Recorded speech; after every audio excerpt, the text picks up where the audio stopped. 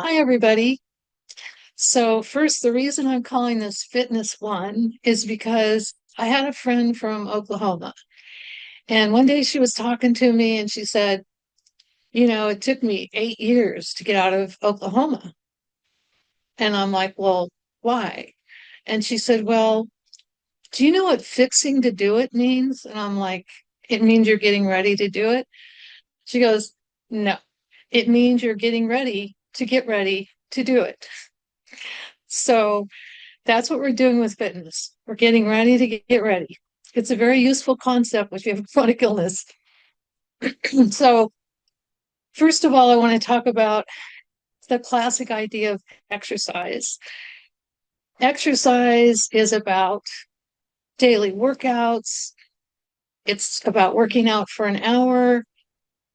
It's about, did I say daily? It's going daily. And the idea is to perfection with exercise. You want to have a flat stomach, toned arms, everything's great.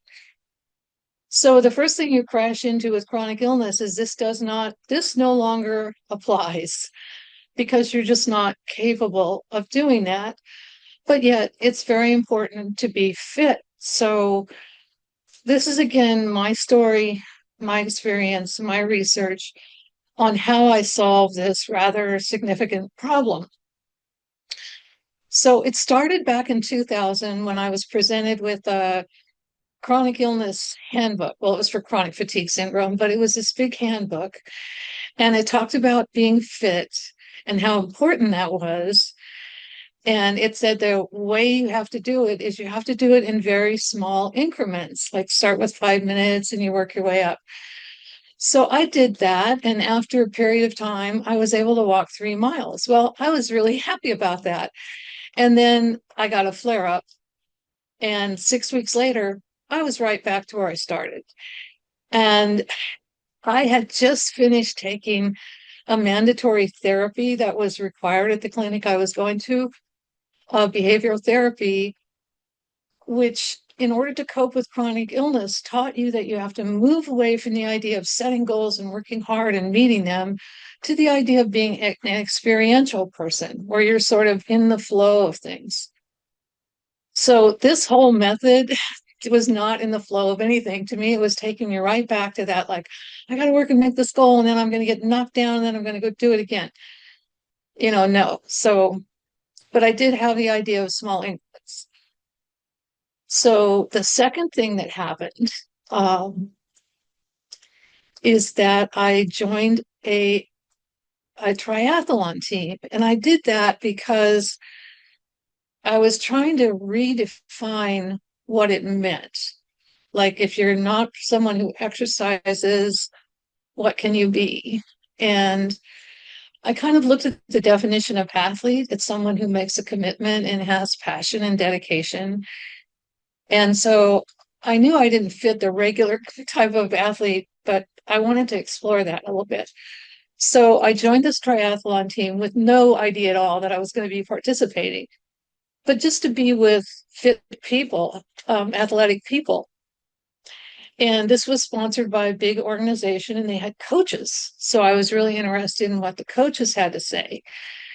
And that's where I learned the second important component, because what the coaches told us is don't exercise every day because your body gets its gain during rest. So exercise no more than 3 to 4 days a week, and then let yourself have 3 days of rest to make that gain.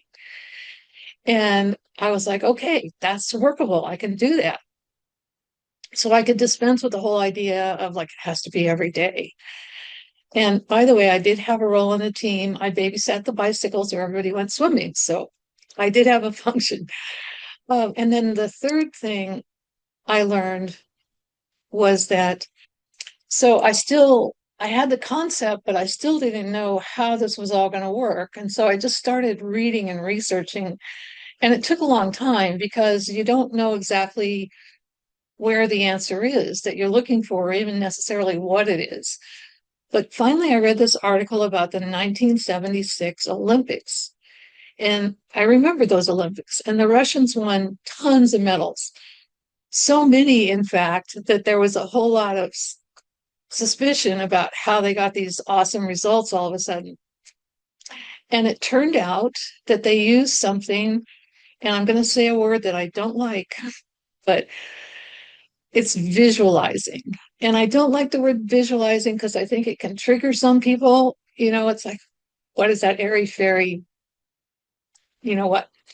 Uh, but what they actually did was have their athletes mentally rehearse their event. In other words, they had them sit down and imagine that they were doing this event, imagine how they would run, the pacing, everything about it.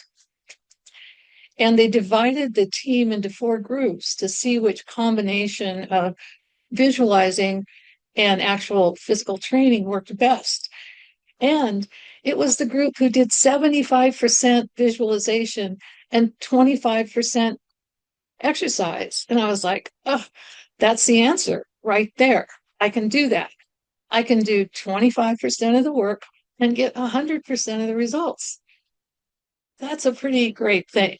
So that gave me the 3 components. And I think the other important thing about doing this is that if you're an athlete, you make a commitment and you agree to dedicate yourself to this. And we are not athletes, but we're athletes like us, athletes like people who have chronic illness. And using this method, I've been able to keep a platform of fitness. I've been doing this since 2008, and that's 13 years. And the other immense value it has is that you don't have that crash when you have to stop.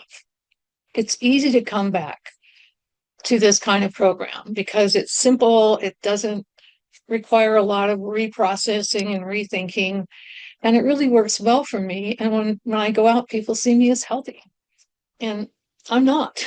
But because of that platform of fitness, I'm able to rebound and deal better with all of the aggravating, annoying, sometimes really serious things that happen when you are dealing with a chronic illness. And the other thing that they found is the athletes became more positive, more confident. And I have found that same effect. So this is just kind of the beginning. In our next video, we'll go into more detail about exactly how this works. But what I would love for you to do today, if you can, is make a commitment to this. Dedicate yourself to becoming an athlete like us. All right. Thank you so much, as always. It's always great to spend the time with you. I hope this will work for you as well as it has for me. It's really made such a huge difference. So we'll see you next time.